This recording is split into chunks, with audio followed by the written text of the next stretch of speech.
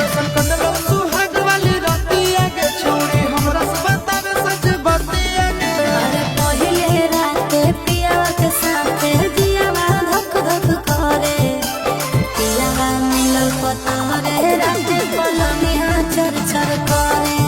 अरे पहिले रात सैया के साथे जियावा धक धक करे, पियावा मिलल पतरे रात पलनिया चर चर करे।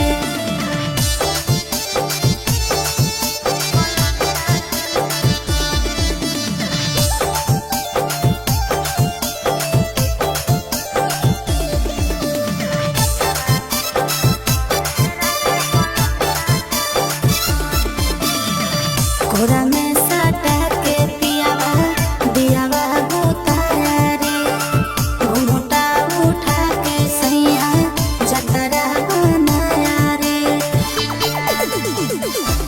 मुँह देखाई में छौड़ी कुछ मिला लौके ना, तोर जवानी के पानी में फूल खिला लौके ना। अरे कबो ऊपर कबो नीचे छिजवा मोर धरे, पियावा मिलल पतरे रात पलनिया चर चर करे। अरे पहिले रात पियावा के साथे जियावा धक धक करे, पियावा मिलल पतरे रात पलनिया चर चर करे।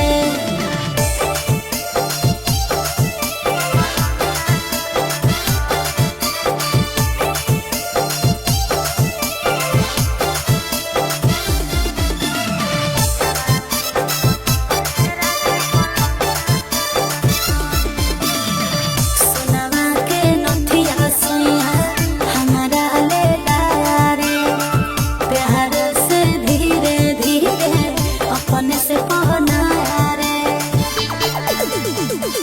कि नंदन आशीष